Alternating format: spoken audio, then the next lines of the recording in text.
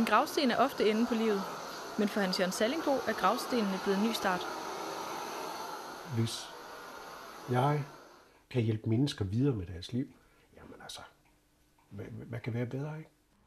I dag dekorerer Hans Jørgen Sallingbo gravsten, men da han var yngre, arbejdede han som specialpædagog i et åbent ungdomsfængsel. Her mærkede han døden puste ham i nakken.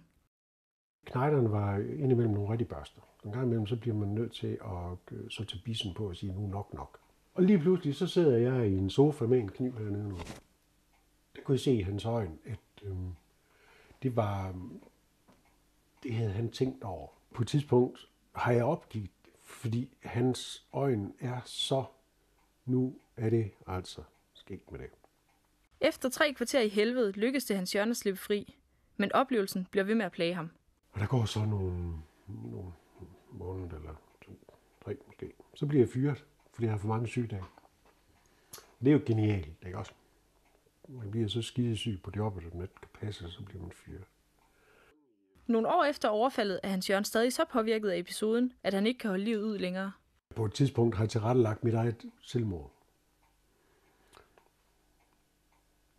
Jamen, det er helt fast. Det er jo frygteligt at snakke om. Hans Jørgen tog ikke sit eget liv, men i stedet lod han sig indskrive på en psykiatrisk afdeling, hvor han fik styr på sine tanker. Selvom han lagde oplevelsen bag sig, havde han andet at kæmpe med. Jeg blev opereret for en diskusprolaps 63, 83, 86 og 88. Og så blev jeg taget ud af arbejdsmarkedet. Og der må jeg indrømme, det var godt nok trælsk. For Hans Jørgens hustru Marianne var det en stor forandring pludselig at være gift med en førtidspensionist. Der var ikke nogen, der havde brug for ham mere. Det var for ham en svær periode, men også for Karina og mig. Altså, fordi han var jo også totalt ked af det. Og var forpint og forplaget i smerter også.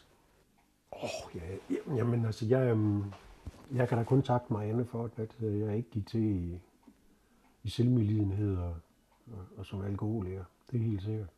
Hans Jørgen havde svært ved at vende sig til at være førtidspensionist. Derfor var hans lykke gjort, da han som 52-årig fik et deltidsjob på et stenhuggeri. Det betyder faktisk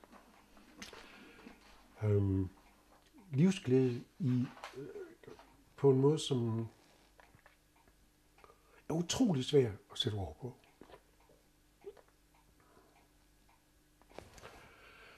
Fra at være, kasseret,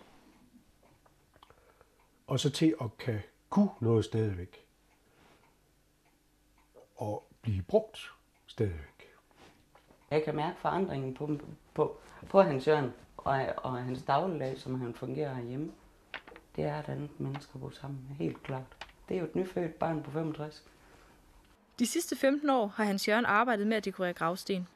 Her har han fundet et sted, hvor han kan bruge sine erfaringer og hjælpe andre igennem deres sorg. Det der med at vide, at man kommer og er med til at måske for nogle mennesker nemmere igennem den periode, det er, når man lige har mistet. Og at dem, der har mistet, måske når det hele er overstået, står med en fornemmelse af både at være blevet bakket op, men også blevet forstået. Den måde tror jeg på, at man kan være med til at gøre en forskel.